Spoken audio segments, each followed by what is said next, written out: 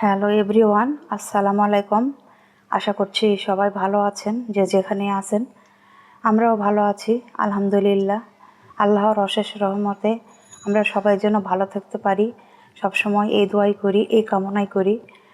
তো আমি জুবাইদাস ব্লগিংয়ের জুবাইদা সবাইকে ওয়েলকাম করছি নতুন দিনের নতুন একটি ভিডিও দেখার জন্য। আশা করছি বরাবরের মতো আজকের ভিডিও ভালো লাগবে সবার কাছে। ভালো লাগলে অবশ্যই একটা লাইক দিয়ে দিবেন। আর আমার ভিডিওর কোথাও কোনো অংশ যদি আপনাদের দেখতে দেখতে ভালো লেগে যায় তাহলে অবশ্যই সাবস্ক্রাইব করে আমার পাশে থেকে যাবেন। ভিডিওটা প্রথম থেকে শেষ পর্যন্ত দেখবেন, হয়তো বা কোথাও কোনো অংশ ভালো লেগে যেতেও পারে। তো আপনারাই যেহেতু আমার পরিবার, আপনারা আমার পাশে থাকবেন, আমাকে সামনে এগিয়ে নিয়ে যেতে সাহায্য করবেন। ভিডিওটি শুরু করেছি সকাল থেকে। মন যতই ভালো হোক আর যত খারাপই হোক, এই বাগানটা দেখলেই মনটা আসলে ভালো হয়ে যায়। ভালো থাকলে আরও বেশি ভালো হয়, আর খারাপ থাকলে একটু হলেও ভালো হয়ে যায় যদি এই বাগানটা আমি দেখি। তো নিজে যেহেতু বাগানটা করেছি, নিজের বাগান অবশ্যই ভালো লাগবে। তো ভাবলাম সকাল থেকেই ভিডিওটা শুরু করছি যখন, তখন গাছে একটু পানি দিই। পানি দেওয়া দেখানোটা আপনাদের হয় না, কারণ গাছে তো অবশ্যই পানি দিতে হবে। পানি না দিলে, যত্ন না করলে তো গাছটা আসলে বড় হবে না, ভালো হবে না, ফুল আসবে না, ফল আসবে না, তাই না? তো সকালে এই যে গাছের যত্ন নিচ্ছি, পানি দিচ্ছি সকালে। দেওয়ার পরে আস্তে আস্তে যত কাজ আছে সব করে নিব। তবে আজকে আমি সেরকমভাবে কোনো রান্না বান্না দেখাতে পারবো না, কারণ আজকে আমার হাতে ওভাবে কোনো সময় নেই। পুরো কাজ আজকে নিজের হাতে তো সবসময় করি, আর আজকে গ্রোসারি আইটেমগুলো সব ঠিকঠাক করতে হবে, এই জন্য আরও বেশি ব্যস্ত। এই জন্য শুধু আমি রান্না বান্না করেছি আর খাওয়া দাওয়া করেছি, এটাই শুধু দেখাতে পারবো। কিন্তু কী প্রসেসে রান্না করলাম, কি করলাম, এগুলো আজকে শেয়ার করতে পারবো না। প্লিজ ক্ষমা সুন্দর দৃষ্টিতে দেখবেন এবং ভিডিওটি দেখেন, আশা করছি ভালো লাগবে। আর আমরা মা ছেলে যে কত কাজ করলাম সেটাও কিন্তু আপনারা এই ভিডিওতেই দেখতে পারবেন। আকাশ মেঘাচ্ছন্ন, মনে হচ্ছে কখন যেন বৃষ্টি চলে আসবে। তো সকালের এই আবহাওয়া ভালোই লাগছিল, বৃষ্টি ভালো লাগে, সবই ভালো লাগে। কিন্তু বৃষ্টি হলেও তো কাজের কোনো কমতি নেই, কাপড় আমাকে প্রতিদিনই ধুতে হবে। এই ওয়াশিং মেশিনটাই হচ্ছে আমার হেল্পিং হ্যান্ড। আমার যে কত উপকার করে তা আমি আপনাদের আসলে বোঝাতে পারবো না। আজকে সকালবেলায় মানে ভিডিওতে ভয়েস ওভার দিচ্ছি, আর তারপরেও চারিদিকে যে এত পরিমাণে শব্দ, আসলে কি বলবো। আর রাস্তার পাশে বাসা, শব্দ প্রচুর পরিমাণে। তো যাই হোক, এই যে ডিম ডিম সিদ্ধ করে নিয়েছি, আবার ডিম এখানে আলাদাও রেখেছি। তো ডিম রান্না করে নিব, কারণ আমরা মা ছেলে তো মাছ রান্না করে খাবো। মায়ের আব্বু তো মাছ খায় না, তো এই জন্য মাংস বা ডিম বা হচ্ছে এগুলোই আর কি, চিকেন, বিফ, এগুলোর মধ্যেই সব কিছু একটা রাখতে হয়। তো যাই হোক, ডিম আর আলু রান্না করে নেব, আর আমাদের মা ছেলের জন্য মাছ রান্না করব। তো যাই হোক, এখন গ্রোসারি আইটেমগুলো আমি সব গুছিয়ে নিব। তো আগে তো বের করে নিতে হবে, এই জন্য বের করে নিচ্ছি সব কিছু। তো দেখেন, প্রত্যেক মাসে এগুলো একদম লাগবেই, রেগুলার। দুই একটা জিনিস বাদে, তাছাড়া দেখা যায় যে সবই মোটামুটি লাগে। তো এই আমাদের বাসায় বাসি তরকারি দিয়ে রুটি খাওয়া বা পরোটা খাওয়া, এগুলো আসলে কখনোই সেভাবে হয়ে ওঠে না। ডিম প্রতিদিন লাগে, ডিম লাগবেই। আপনি যত কিছুই দেন না কেন, ডিম আমাদের কম্পালসারি। এই জন্য ডিম থাকে আর মিষ্টি জাতীয় জিনিস থাকে। তো এই বা সেমাই, সুজি, পায়েস, যাই কিছু হোক, একটা কিছু রাখতেই হয়। তো এই গ্রোসারি আইটেমগুলো সবগুলো বের করে নিচ্ছি এক এক করে, কারণ এখানে চাল ডাল সব কিছুই আছে।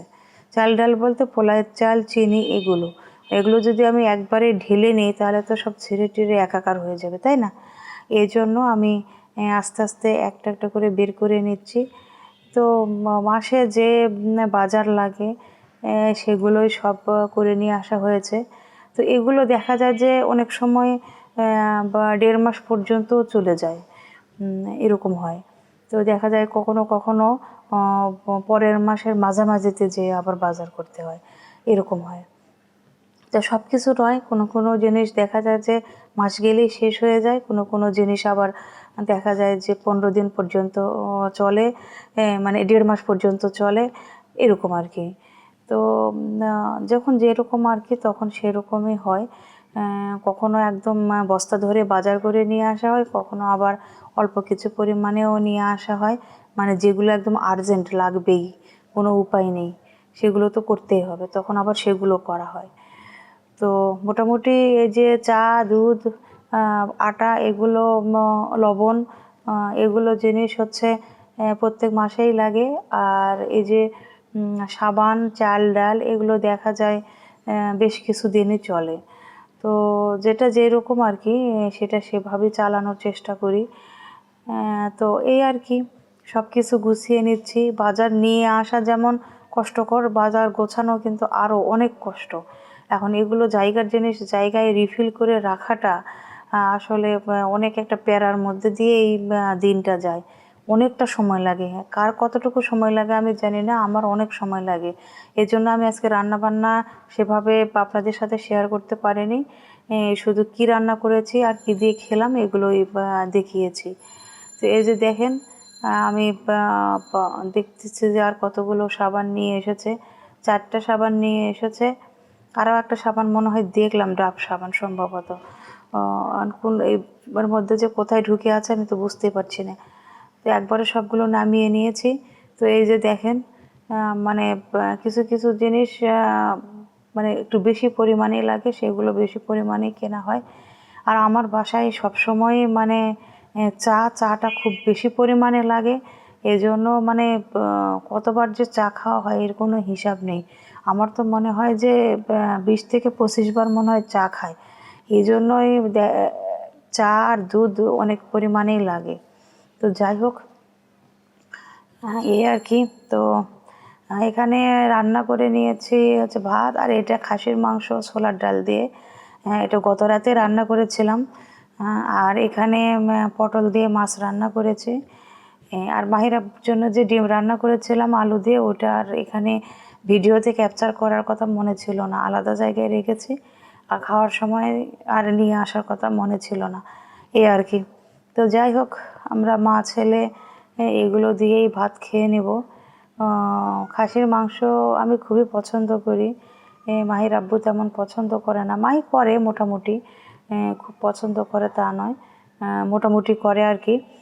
তো ছোলার ডাল দিয়ে খাসির মাংসটা আমার রুটি, পরোটা, ভাত সব কিছুর সাথে, এই পোলাওয়ের সাথেও খুব ভালো লাগে, কারণ খাসির মাংসটাই আমার কাছে ভালো লাগে।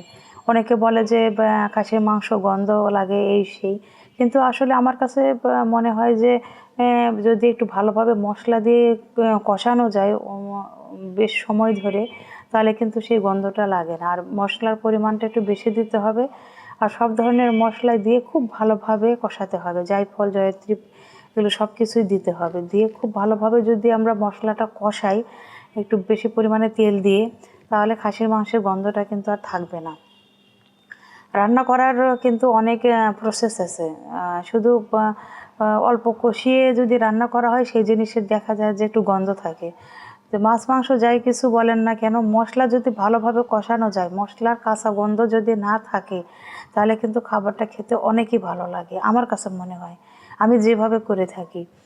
তো আমি চেষ্টা করি সবসময় খুব ভালোভাবে মশলাটা কষানোর, মশলা কষালে আসলে খেতে অনেক ভালো লাগে।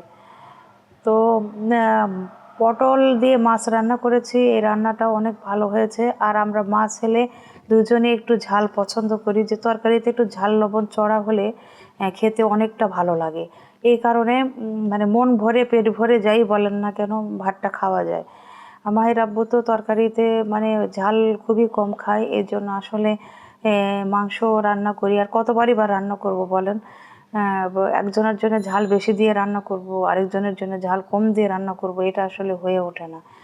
তো একসঙ্গে যখন রান্না করি ঝালের পরিমাণ খুবই কম দিই। অনেকে আমার রান্না দেখেছেন, হয়তো ভাববেন যে ঝালের পরিমাণ এত কম কেন। আসলে খেতে চায় না, বলে যে ঝাল লাগে, এই জন্য। আর আমি গোলমরিচের ফ্লেভার খুব পছন্দ করি। এমন এমন কিছু জিনিস রান্না করি যখন দেখা যায় গোলমরিচটা দিতেই হয়। গোলমরিচটা দিলে একটা অন্যরকম ফ্লেভার পাওয়া যায়। সেই গোলমরিচের পরিমাণ বেশি দিলেও তার ঝাল লাগে, এই একটা সমস্যা। আবার দেখা যায় বাজার থেকে যে আমরা প্যাকেট নিয়ে আসি, রাঁধুনির প্যাকেটগুলো, যে বিরিয়ানির প্যাকেট বা হচ্ছে আপনার তেহারি, এগুলোতে কিন্তু গোলমরিচের পরিমাণ বেশি থাকে। তো দিলে বলে যে অনেক ঝাল হয়েছে। আমি কিন্তু এক্সট্রা হয়তো কোনো মশলাই ব্যবহার করিনি, শুধু প্যাকেট মশলা দিয়ে রান্না করেছি, তাতেও নাকি তার ঝাল লাগে। তো এই হয়েছে অবস্থা। আর গোলমরিচ আমি যে ক্রাশ করে দিলেই বেশি আমার কাছে ভালো লাগে, দাঁতের নিচে পড়লে একটা মানে খুবই ভালো লাগে, ফ্লেভার ভালো লাগে। কিন্তু সব খাবারে তো দেয়া যায় না। যেটা দেখা যায় আমি আর আমার ছেলে খাবো, আমার ছেলেও দাঁতের নিচে পড়লে একটু বিরক্ত হয়, কিন্তু তারপরে ও মেনে নেয়। আর আমার তো খুবই ভালো লাগে। তো যেগুলো আমি আর আমার ছেলে খাবো সেগুলোতে একটু গোলমরিচ ক্রাশ করেই দিই, ভালো লাগে। আসলে যে যেটা পছন্দ করে তার পছন্দকে প্রায়োরিটি দিয়েই কিন্তু আমাদের সংসার জীবনটা পাড়ি দিতে হয়। কারণ সংসার জীবনে সুখ শান্তি আনন্দ দুঃখ কষ্ট ব্যথা বেদনা সব কিছু থাকবেই, এই সব সংসারেই থাকে। আমিও তার ব্যতিক্রম নই, যেহেতু আমিও সংসার করি, আমিও একজন মানুষ। তো এই আর কি। এই যে দেখতেই পাচ্ছেন ওয়াশিং মেশিনে কাপড় ধুলাম, আবার দেখেন কতগুলি কাপড় জমা হয়েছে। বেডশিট আজকে চেঞ্জ করেছি। তো মানে আমার কাপড় ধোয়াটা নিত্যদিনের আর কি, মানে থেকেই যায়। তো এসিটা পরিষ্কার করে নিচ্ছি।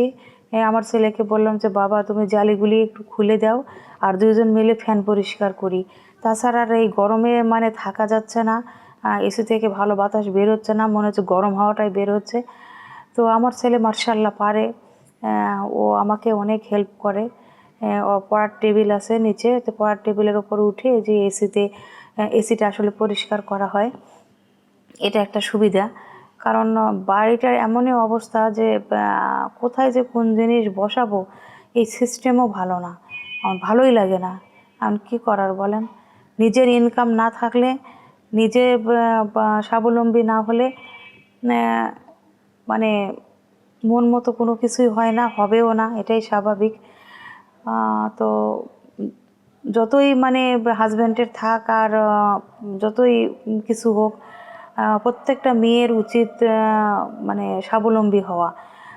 এর উপরে আসলে কোনো কিছু নেই। স্বাবলম্বী হলে সব কিছুই ঠিক, নিজের মন মতো কাজ করা যায়, সব কিছুই মানে নিজের মন মতো হয়। তো যাই হোক, নিজের বাঁচার জন্য কিন্তু এখনকার সময়ে, মানে বর্তমান সময়ের কথা বলছি, যে নিজের জীবনে স্যাটিসফাই আনার জন্য, নিজের জীবনটাকে সুন্দরভাবে পরিচালনা করার জন্য প্রত্যেকটা মেয়ের স্বাবলম্বী হওয়াটা খুবই জরুরি।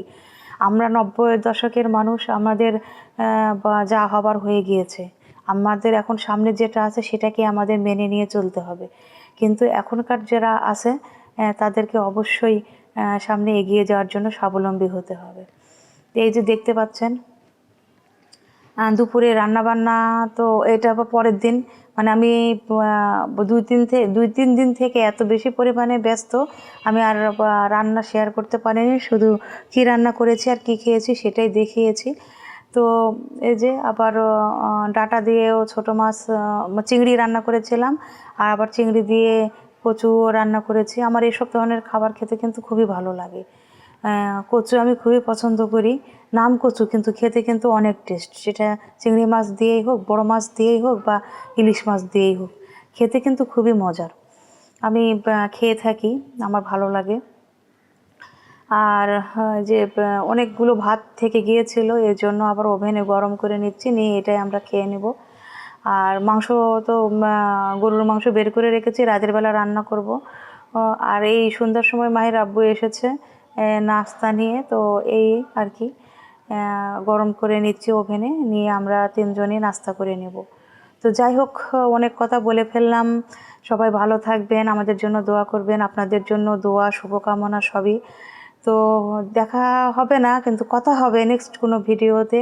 আজ এ পর্যন্তই, আসি, আল্লাহ হাফেজ।